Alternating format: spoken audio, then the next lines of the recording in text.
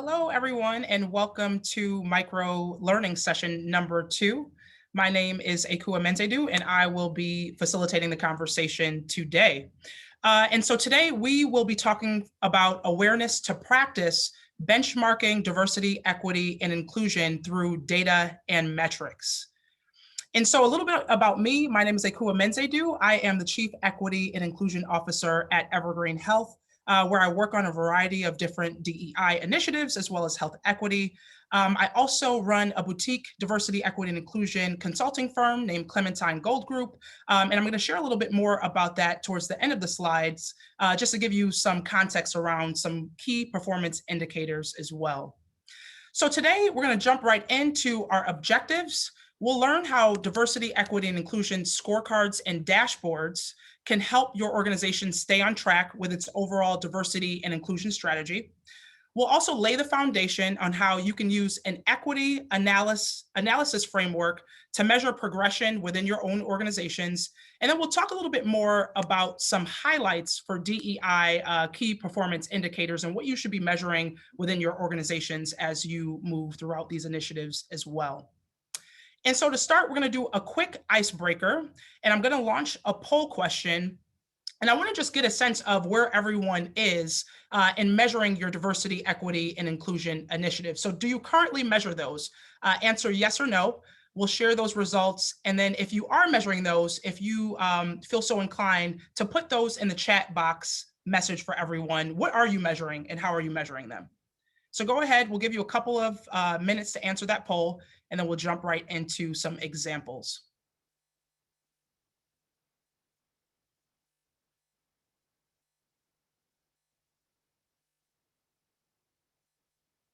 So the question is, do you currently measure? Okay. And so about 35% said that they currently are measuring, and 65% said that they are not measuring diversity, equity, and inclusion initiatives. And that is okay, because we're going to talk about how you can do that within your organizations and do so successfully. So if you did answer yes, what types of things are you measuring? And go ahead and put that in the chat box, and I'll read a couple of those off, and then we'll get started with the rest of the presentation today. So what are you measuring? For the folks that said yes, this 35% who said yes, what types of things are you measuring?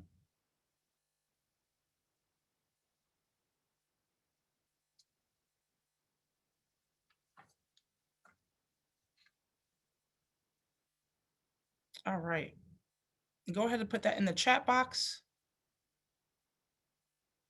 So Anika said demographics. So folks are measuring some demographics. Thank you. Diversity percent of staff and percent of MWBE vendors. So on the procurement side, measuring that as well. Thank you, Trisha. Anyone else? What else are you measuring within your organizations as it relates to DEI? Demographics using dashboards, and we're going to talk a little bit more about dashboards today. Procurement, purchasing, EEO, supporting minority-owned businesses. A lot of folks doing some procurement measurements. Just started by launching a climate survey looking at attitudes and overall engagement. Thank you, Kendra. Diversity and hiring pools, hiring at entry level and pay equity. We're going to talk a little bit more about that. Commitment to monthly educational sessions, intentional spend initiative as it relates to procurement. So a lot of folks are measuring DEI in a variety of different ways. And we're going to talk a little bit today about how you can start to measure that over time and what that could look like on various different levels, no matter where you are in your journey. And Nicole said literacy assessment results. That's awesome. So we're going to jump right in. And just to start, because, we're talking about awareness to practice. So a lot of us are coming from last year, 2020. Some people are starting from 2020, where there were a lot of conversations around DEI. A lot of organizations kind of launched or relaunched their initiatives from 2020. Many organizations made statements, committed to diversity, equity, and inclusion. And we know a lot of these conversations didn't just end when we came into the workplace. So a lot of organizations are starting to pick this up in a new way. Last year, the deaths of George Floyd, Breonna Taylor, Ahmaud Arbery were the starting point for a lot of organizations. The conversation shifted to social justice and what organizations could do. Corporate social justice became a term that we started to use internally for folks measuring their DEI initiatives as well. And we know that there's a lot of internal pressures, not just amongst your staff. Actually, younger staff are really interested in your corporate social responsibility, but also how you're pushing the needle and how you're starting to measure these initiatives. And so, although it wasn't just the past year, we're coming from that starting point where a lot of organizations have done a lot of work around education and training and understanding kind of how we got here, and now wanting to take that and put that into action and put that into practice. And so we're going to talk about how you can integrate diversity, equity, and inclusion into your everyday operations. And we're going to start with just a little bit of a background conversation around organizational inclusion assessment. And so no matter where you are in your journey, there's really an opportunity to either elevate the conversations that are happening within your workplace or just to plainly start. And so there's an assessment, and I'm actually, because you've all attended, going to put this in the chat box at the end of the conversation so you can access this assessment and actually launch it within your own organization. And it'll give you a starting point for either, how to elevate those conversations or to just start those conversations within your organization. And so it'll help you determine your focus and energy no matter where you are and continue those conversations moving forward. And so the assessment itself will start with 6 different questions.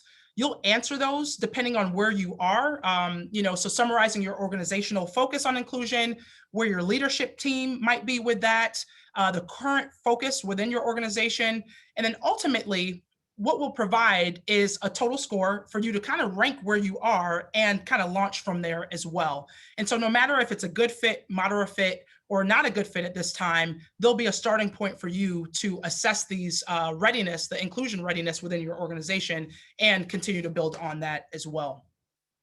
So we're going to start with a little bit of a definition. So, we talk about scorecards and dashboards, and they're often used interchangeably, but they mean different things. And so what's the difference between a dashboard and what's the difference between a scorecard? And so scorecards really tell one part of the story. It gives you a measure of a specific initiative, whereas dashboards go into greater detail and tell usually the whole story or a larger piece of that story. And so if you think about diagnostics on a car, and I'm not a car person by any means, but when I look at the diagnostics on my car, I can tell where there might be different issues that I need to focus as it relates to my car. And so this is giving you the larger story and the larger, telling the larger story of where you are in that way. And so it'll allow you to direct attention and focus to particular issues that make up the whole DEI initiative within your own organizations as well. And so when we talk about scorecards and dashboards, there are some key principles that we need to keep in mind as we start to develop these. So our overall strategy needs to be in alignment, right? And so that is really connected to the industries that we're coming from. So I'm in healthcare. I want to make sure that I'm, matching that and aligning that within my own industry, whether you're in education, manufacturing, the legal profession. You want to make sure that that overall strategy is connected to your business goals and that it can clearly start to show progress within your organization. You also want to make sure that it's tailored to your audience. Who's going to be reviewing it, making sure that you put that in mind as you share some of these dashboards and the scorecards as well. So whether that be your board, they might get a specific level of access to your dashboard, whether that be the C-suite, which usually gets the overall picture of where everything is. Your management teams, those are the folks that are doing your daily operations and making sure that they understand how the work that they do connect to your overarching goals, or your frontline staff. You want to make sure that you're also communicating that with them as well. We also want to make sure that there's a clear focus on outcomes and process. A lot of people get stuck in the outcomes, right? So you get these numbers, you're starting to try to really analyze what they mean. But what it does is it really pinpoints where in your process you can focus your energy and put some attention towards as well. So everyone in your organization has some type of ownership, and you want to make sure that in that process, you're also communicating that with everyone in your organization as well. And then you want to make sure that you're visiting and reviewing these metrics often. It often is stated that, what doesn't get measured doesn't matter, but what doesn't get reviewed regularly gets forgotten, right? And if we're not keeping this on top of mind, especially when it relates to the leadership within your organizations, it'll be just another, study or measurement on a shelf. It'll collect dust and nothing will happen from it. And so we want to make sure that it's being revisited and reviewed often as well. And then lastly, one of the best practices is to really tie metrics to performance. So performance evaluations, some organizations do that with a bonus structure for people who own it. Others do that with everyone's performance evaluation. So making sure that that's ingrained in how everyone is being evaluated on a regular basis will allow you to kind of make some progress happen a lot quicker as well. And so we're going to move on and talks about some of the areas of focus when it comes to your data and metrics. And so there's a bunch of different dimensions of equity that you can start to track and look at over time. And so these different areas, and we'll go into each of these individually and talk about some of the best practices and ways that you can measure this. Representation, development, retention, opportunity, belonging, and pay. And so if you just sat with this kind of breakdown and you thought about where you were in your organization, you might have a sense of where some of the opportunities are or some of the gaps might be. But, sometimes anecdotally, we know, hey, we need more leadership that's representative of our workforce, or we need more women in our leadership, or we need more people of color in our leadership, but we don't necessarily know where to start and how to start to measure that over time. And so we might have a sense of the problem, but we're not really sure where to start. And so to solve this problem, we're going to talk about this equity analysis framework, where you can take all these different dimensions of equity and measure them over time. And the reality is all of these are impacted by one another. So they're interrelated, and depending on how you're doing in one area might impact and affect another area of focus as well. So we're going to jump right in and talk about these specific measurements that you can look at. And so one of the dimensions of equity is representation. And we measure representation by things like headcount, your total population, which is the denominator for kind of your start within your organization. You can look at management by different levels. Another area is to look at organizational divisions. So whether that be specific centers or departments or areas within your organization, looking at that total breakdown as well. Board of directors, we heard a lot of that in some of the earlier sessions around, foundations that are really interested in that, especially the ones that grant funding. What does your board of directors look like, and what's that representation look like, not only by gender and race, but background and what they bring to the table as well. And then we're going to make sure that we're taking into account special populations as well, people with disabilities, the LGBTQ plus community, people of color, veterans, et cetera. And so as we examine and break down this organizational hierarchy, we want to make sure that we're keeping representation at the top of mind. And so we can tie this back to equity through specific lenses. And so in the picture, you see, there's 7 people in the picture, but we might want to measure out of those 7, how many have glasses? How many have earrings, and looking at that compared to your total operations and your total number and total headcount. And so people with or without glasses, people with or without earrings. Disaggregated data is going to tell you so much more about where to focus your efforts and where there might be some areas that you need to kind of be a little bit more concerned about. And so one of the best practices as it relates to representation is tying this back to the city and areas that you live in. Looking at the overall makeup. So in Buffalo, New York, we might have 30%, which are people of color. We want to try to emulate that within our organizations as well. And so that's a best practice to keep in mind. The next area that we'll look at is development. And so the ways that we look at development are through hiring and promotions, advancement. Who's getting the opportunity to advance within our organization? Who's getting the opportunity for stretch assignments as well? And so what we can do in this area and focus is compare, different demographics. So let's say we want to see how many women are being promoted in our organization. We can compare that to the amount of men being promoted and looking to see if there's any discrepancies there or areas for opportunity. We can also do that with employees of color versus your white employees. What does that look like, and how much time does it take in order for someone to be promoted or advance within organizations as well? And so if there are discrepancies that you start to see over time, it'll focus you on your process, right? The process will allow you to break that down to see where the outcomes kind of fall. And so as you measure these specific areas, you can look at different opportunities, taking on stretch assignments, who's being mentored, who's not being mentored, who's being sponsored within your organization, and areas that you can really start to focus to put some emphasis behind as well.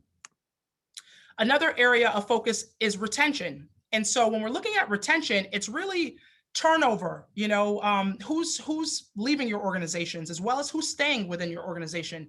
And if you're not measuring this, I think that's an initial standpoint to start at, just measuring what your retention numbers look like. Are you tracking that? Is this an area of focus for you all?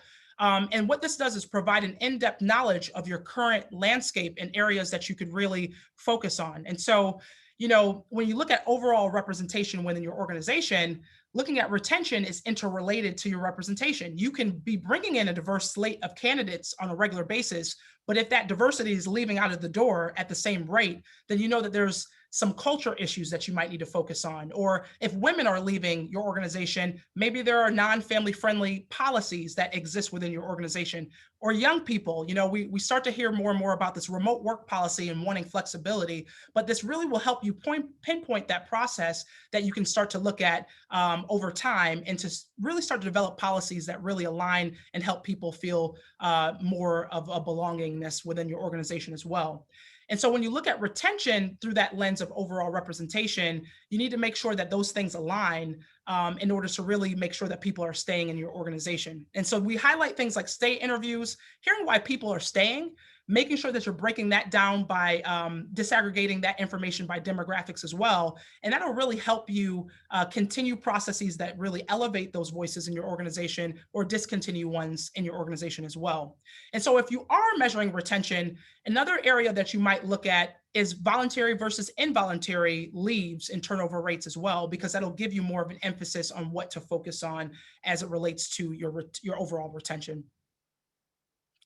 Now, opportunity is another area that we can measure as it relates to equity. And I see there's a question in the chat. Someone says stay interviews. Yes. So stay interviews are what you use when you want to find out, what's working well within your organization. And you get a lot of feedback that way as well. And that'll help you kind of, elevate those within your organization as well, the conversation. So when we're talking about opportunity, we're looking at hiring and talent development. And so when you're looking at hiring, you're going to break down the different process, every step of the way with someone coming into your organization. So if there's less people that are, coming from communities of color, you might have to look at how you're attracting that talent within your doors. If there's less women in your doors, you might need to look at how you're attracting and maintaining those folks within your organization as well. So tracking talent development also gives you a way to measure and see where the risks and opportunities are within your organization.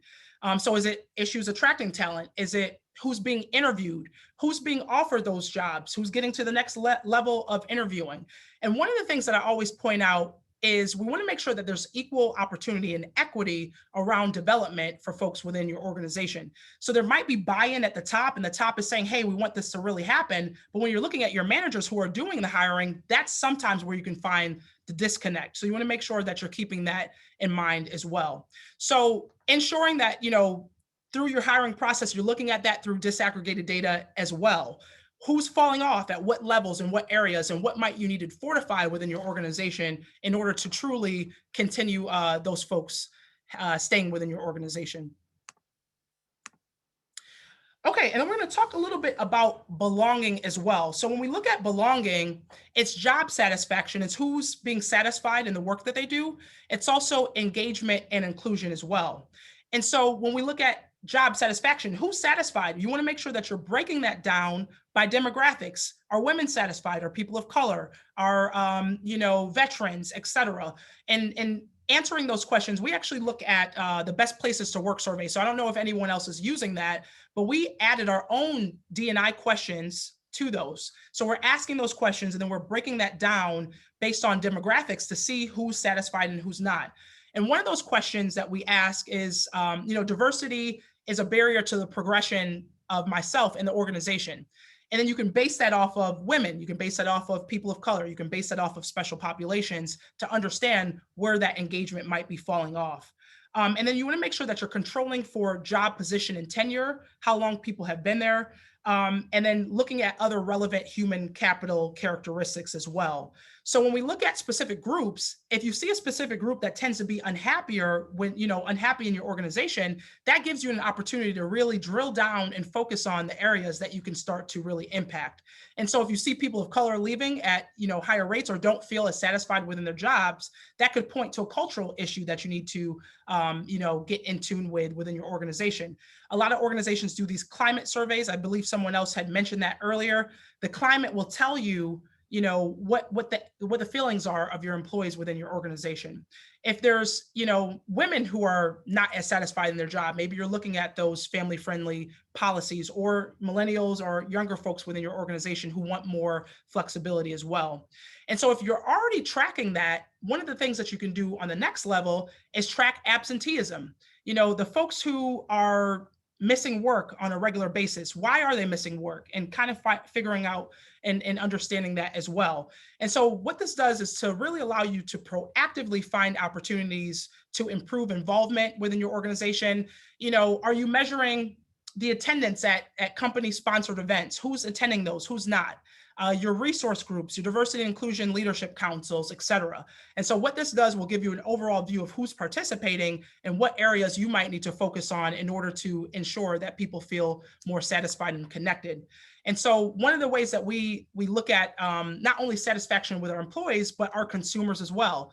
In healthcare, we do patient satisfaction surveys, and we measure the happiness of our employees. And we know when our employees are happier, usually that passes down to the people that we serve on a regular basis. So you can start to make some of those inferences as you start to measure this over time. And then lastly, one of the things that I wanted to bring up as well was pay. And you're measuring pay through compensation. And a lot of folks have, a lot of conversations around pay equity and making sure that there's equity within pay within your organizations as well. So what you can do on this end is examine the pay in your organization and disaggregate information as well. So, what are men making compared to women? What are people of color making compared to your white employees, et cetera, et cetera. And so what you do is, if you examine a pay gap, that might be an opportunity that you'll see something like negotiations being something that's discrepancy that is brought up as well.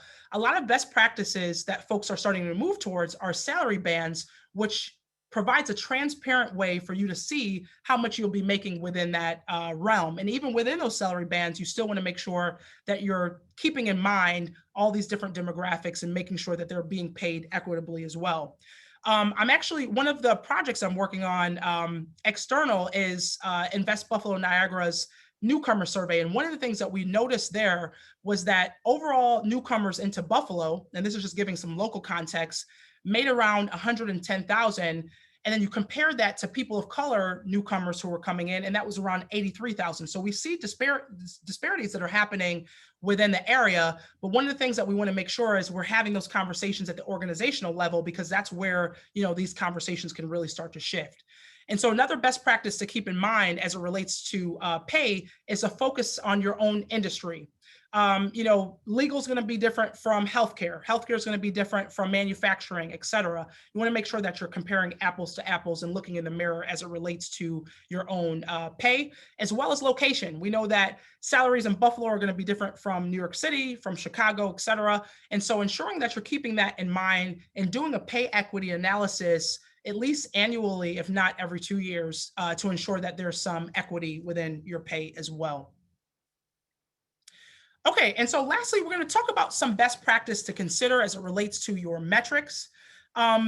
Percentages, we want to make sure that we're tracking changes over time. So if you're starting to measure this within, the first or second years, you can start to look at, in the next 2 years, what does that look like? And that rate will kind of change over time.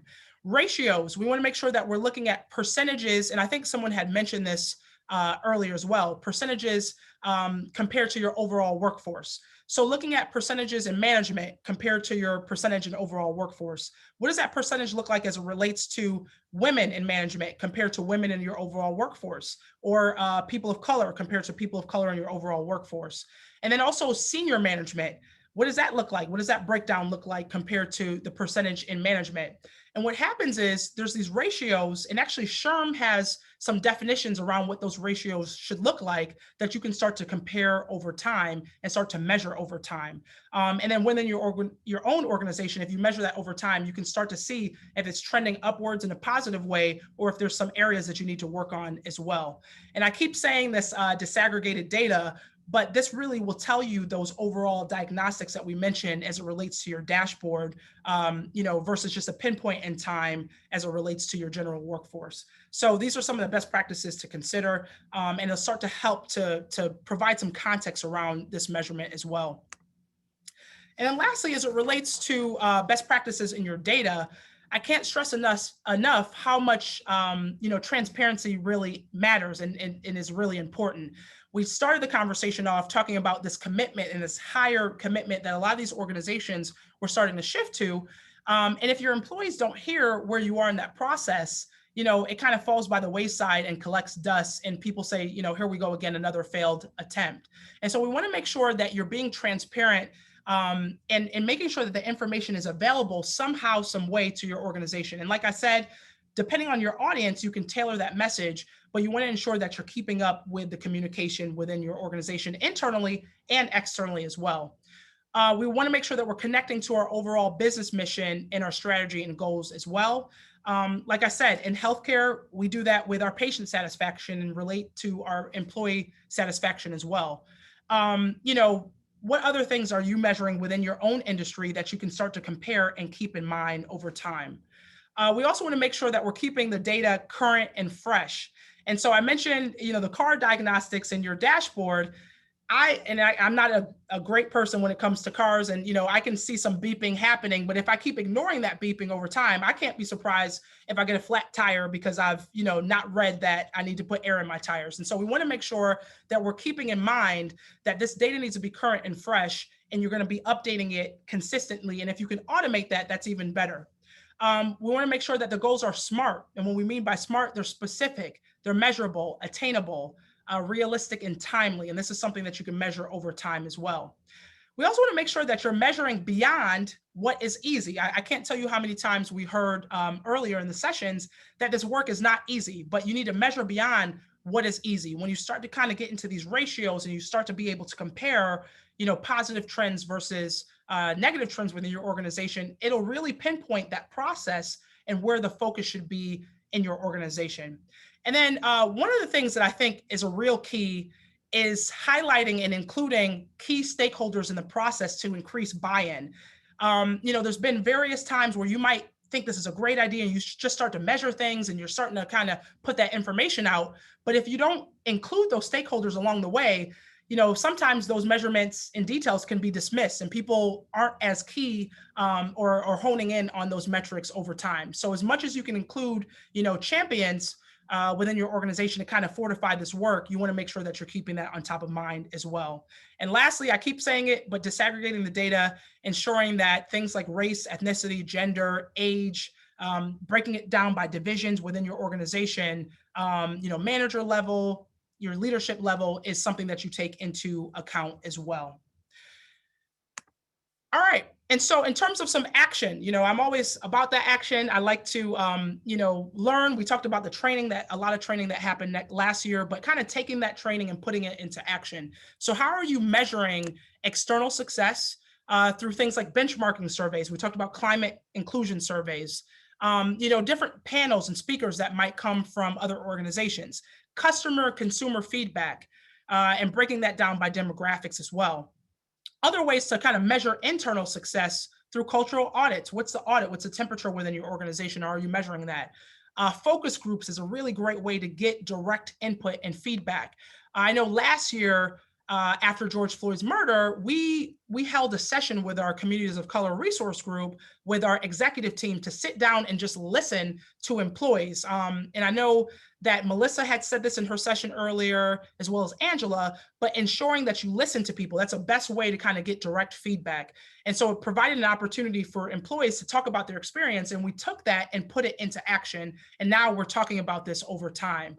Your demographic data, your employee surveys, interviews, the stay interviews, hearing why people are staying within your organizations, and the annual report, which goes out externally as well, is another way to measure internal success and do that in a transparent way as well. And so I did want to have just a quick group discussion, and I'm looking at time. I think we have a little bit of time for a group discussion, as well as some questions and answering as well, some Q&A. And so you can either put this in the chat box, or if you're brave, go ahead and unmute yourself. But given what we discussed today, I want to know, what are the objectives of your D&I dashboard and scorecard? So, are you measuring things more from a compliance standpoint? Is it a business standpoint and a business initiative that you focused on? As well as, what is the ownership within your current diversity initiatives? Is that ownership everyone owning that? Is a specific office? Are you trying to kind of move into having more people own that within your organization as well? So go ahead and type either in the chat box, or feel free, if you're brave, to unmute yourself and talk a little bit about what your objectives are currently with your D&I scorecards or dashboard initiatives. And we'll allow for a few answers, and then we can get right into some Q&A as well.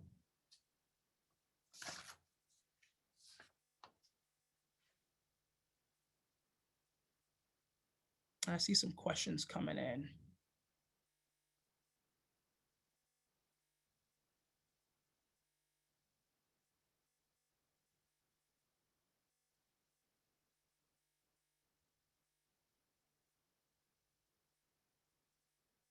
Okay, so what are people capturing at this point in time? And what are the objectives? Is it more business focus, or is it more compliance focus at this point? What areas are you having some difficulty in? And are people, okay, so some people are saying compliance focus. I think we still have to decide on our dashboard objectives. Just launch a steering committee with leadership leaders. They'll have the shared ownership piece. And so I think, just based off of the conversation earlier, a lot of people are in the intro areas of measuring your DEI initiatives. And so either that's going to be compliance focused through EEO, some of the reporting that you have to do on a regular basis, but moving that from compliance to business is going to be key to progress within your organizations. Someone else said trying to move away from compliance into inclusion and equity, and that's honestly the move that a lot of folks are at this point. So thank you for sharing that. And I always leave folks with just something to think about. We all have some ownership as it relates to inclusion within our organizations. And so, as participants in the BNP D&I Symposium, I want to ask what you can do to foster more inclusion within your own environments, and think about things you can start doing, stop doing, continue doing, or do differently. And then lastly, I mentioned this organizational inclusion readiness assessment. I'm going to put my website in the chat box. If you go there and subscribe, you will get access to that 3-page assessment. So you can kind of see where you are within your organization, as well as, different starting area points. And so, like I said before, if you are in an area where you need a little bit more work to prove the business case, you still have opportunity to start somewhere. And I just want folks to know that it's not easy work, but it's work that we can do together to kind of get us to that next level. And so I'm going to stop and pause. I wanted to leave, we have about 10 minutes for question and answering. And I know some folks kind of started it in the chat. I believe someone from the partnership is going to help us kind of read some of those off. Let's see. And I think I can scroll up myself. David asks, what is the time frame to capture, to keep data fresh, 6 months or annually? And so honestly, it really depends on the metric. When we look at things like representation and headcount, those we're getting monthly. We have monthly reports using our HR data system to kind of keep that up and going. But it really depends. Things like advancement within your organization, you can kind of do quarterly to provide some more feedback in areas to see what that growth might look like versus monthly. So it really depends on the metric that you're measuring over time. Someone else also asked, are there measures of psychological safety that are used as an indicator of belonging? And so when it relates to your your employee engagement survey, I think you can start to ask some of those questions that reflect on psychological safety. So when we talk about overall inclusion, you can break that down into ways to ask about psychological safety. So do you feel, comfortable sharing your opinion? Do you feel as though your voice is heard? You can start to kind of pick some of those questions to relate back to psychological safety. And that'll give you a general understanding of where that might lay within your organization. And like I said, you want to make sure that you're including that demographic data to see where people are feeling that psychological safety or where they're not, and what areas and what groups are feeling that or not. Someone asked, do these statistics need to be assessed from a third party to remove biases in the data? And so I can tell you from our engagement survey, that is a third party that we use, and it's provided, I think, a little bit more comfort for employees to know that this isn't something that can identify them. And so if possible, there's other ways through your metrics to de-identify the employee and try to put it in a way where more folks, it's kind of aggregated that way, where it's not going to self-identify your employees. So if you can, go ahead and use a third party. If you can't, from a budgeting standpoint, you can still do things that kind of give you a general sense of what's happening in your organization as well. Okay, and there's some, let's see. Okay, somebody's saying they're looking for the assessment on your website. Yeah, so on the website, there should be a subscription. You can subscribe for the mailing subscription. And if you put your email address in there, it'll send the assessment right to your inbox as well. Perfect. All right, someone says, can you talk about the difference between using data to create buy-in versus having buy-in before beginning your data collection? Absolutely. And so when we're using, I think, overall, when we talked about some of those overall representation breakdown in your data, you can start to infer things, and I always talk about this correlation between causal correlation, and that's getting to some of the statistics. But if you have a general sense of, let's say, some of the feedback within your organization might have been that they want to see more people of color in leadership. Once you start to kind of pinpoint those breakdowns, you can go to your leadership and get buy-in from presenting some data before you actually begin even more extensive data collection. So I think data can help strengthen that case and build the business case as it relates to your D&I initiatives. All right, let's see. Did you answer this one? What is the time frame to capture to keep data and fresh? 6 months annually? Yes, we did just talk about that one as well. Okay, great. Were there any other questions? Looks like you might have answered all of them. I'm trying to see, scroll back up. There might have been another one. Someone said, how do we address the implicit bias of hiring managers and those promoting? And there's a variety of different ways that I've seen people do this. On one end, they talk about overarching goals within the organization, right? And so I know at Evergreen, we have some guiding principles as it relates to our overall strategy, and equity is one of those. And so what we do is we talk about the importance of diversity of thought and background, and the importance of creating more voices being at the table. Earlier someone mentioned some of the unconscious bias training and how that has really helped them kind of get an understanding within their organization. But I think tying it to metrics, tying it to performance, tying it to overall business strategy and goals is a way of getting people to fully understand that it's really imperative to that organization and something that's a goal of the organization. So I would try to highlight the goal and highlight the strategy behind that as well. And someone else asked, is a dashboard more of a continuum? And I would say yes. The dashboard, I talk about that diagnostics and looking at things over time. The dashboard will allow you to look at metrics from the past and measure and compare those two as well. What else? How do you balance trying to reach data and stat levels with not making individuals feel like a quota or token? I'm not completely sure of what you mean. You said, how do you balance trying to reach data? Okay, so if you're looking at it from a standpoint of Let's say hiring, right? A lot of folks right now, their focus is bringing in a diverse slate of candidates and getting more individuals that are either from communities of color or women in their organization. I think that's where the cultural audit really comes into play. And we talked a little bit about that earlier, where you can do all the hiring in the world and bring these folks within your organization. But if the climate isn't one in which you really feel like you belong, then those folks are going to leave and you're not going to be able to retain them. And so I would say the balance, start to look inward, start to look at what your current climate looks like. Do you have things in place that would help people feel more included within your organization?